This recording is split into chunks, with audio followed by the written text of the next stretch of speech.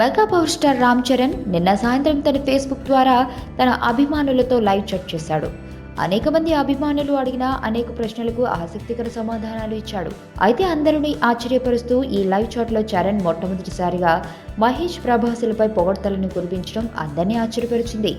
Mahesh good లుక్స్తో పాటు అతడి acting talent తనకు బాగా నచ్చుతుందని, అదేవిధంగా హీరో ప్రభాస్ తన సన్నిహిత మిత్రుడని అంటూ ఈ మధ్యనే బాహుబలి 2 క్లైమాక్స్ షూటింగ్ చూసి వచ్చానని, ఆ సినిమా అద్భుతంగా వస్తుంది అంటూ ప్రశంసలు కురిపించాడు చరణ్.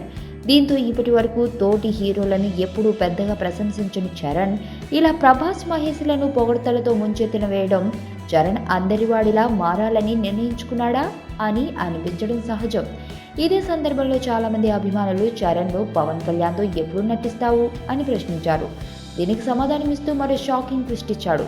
అన్ని కుదిరితే వచ్చే సంవత్సరంలోనే తాము ఇద్దరం నటించే సినిమా మొదలవుతుందని అంటూ తన బాబాయ్ పవన్ గ్రీన్ సిగ్నల్ గురించి ఎదురు చూస్తున్నాను అంటూ తమ మెగా ఫ్యామిలీ అంతా ఒకటే అనే సంకేతాలు ఇచ్చాడు రామ్ చరణ్.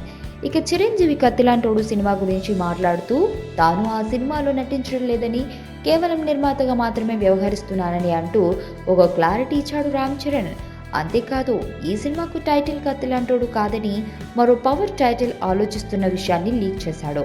తన ధృవ మూవీ అక్టోబర్ మొదటి వారంలో ఎట్టి పరిస్థితుల్లోనూ విడుదలవుతుంది అని అంటూ ఈ సినిమా ఫస్ట్ లుక్ టీజర్ స్వాతంత్ర్య దినోత్సవం రోజున విడుదల చేయబోతున్నట్లు చరణ్ లీక్ ఇచ్చాడు. తన అభిమానులను వెరైటీ ప్రశ్నలు అడగమని చరణ్ పదే పదే ఈ చాట్లో అడుగుతున్నా చరణ్ అభిమానులు మాత్రం ఈ రొటీన్ ప్రశ్నలు వేయడం ఈ లైవ్ చాట్లో ట్విస్ట్. బలవంతుడు బలహీనుణ్ణి భయపెట్టి బతకడం ఆనవాయితీ.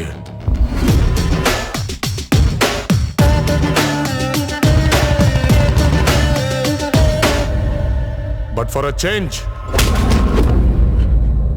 ఆ బలహీనుడి పక్కన కూడా ఒక బలం ఉంది.